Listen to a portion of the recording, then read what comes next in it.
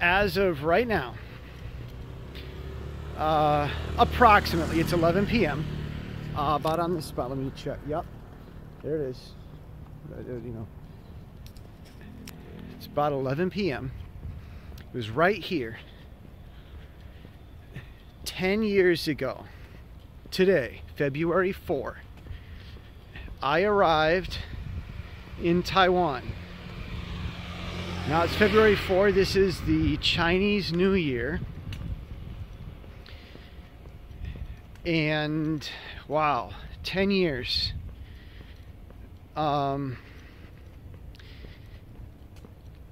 What have I done in 10 years? I've written 1 million words and published them.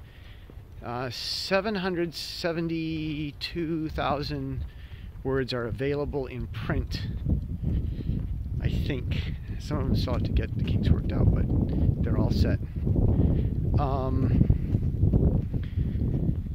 Yeah, I've learned Mandarin. I've got my own English curriculum. I've learned a lot about politics.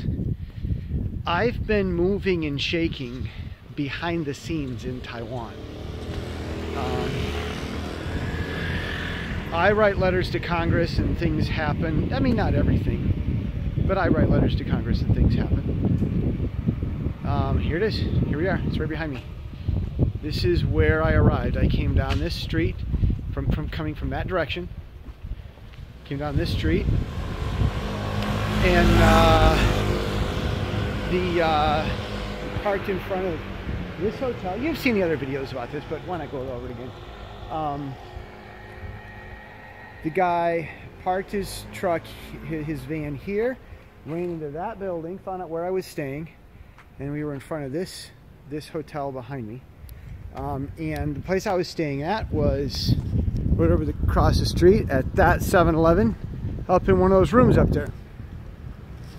In the morning, I got a call. My boss was there, and that's where I teach English. And that day, I met a student named Steven,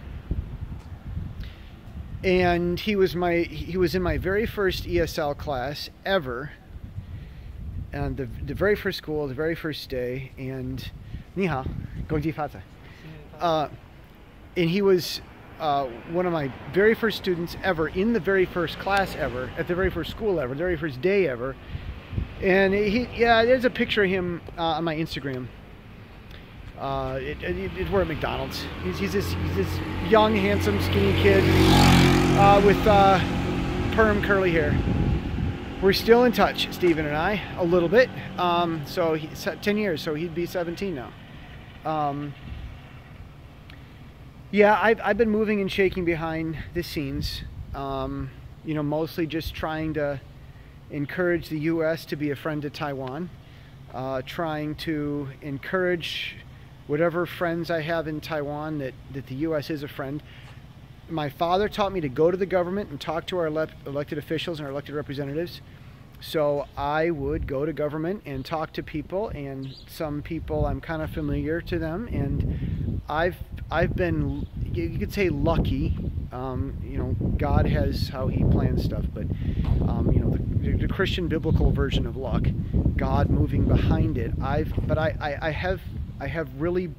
consider myself fortunate to have met some Taiwanese in government that listen. Taiwanese generally don't like to listen because they're afraid that they're going to get attacked. They don't understand the concept of a concerned constituent just voicing their opinion. Constituents yell and throw things and smash things. And so I go to government and they would listen, like this guy would listen to me. And just the other day, he said, "What is this Trump trade thing?" And so I addressed that in my Taiwan special this week, but and in the podcast. But I'd encourage them that it's going to be all right. And so I've been moving and shaking, learning Mandarin, understanding international stuff. That's why I came over here. I thought it was going to be 2 years. I didn't plan on 10. We'll see what God has in store. It's 2019. I plan on a semi-international life. America and Taiwan. I am American first, no question. And that's where my heart will eventually go back to. Cheers, 10 years, you can do it. I mean, wow.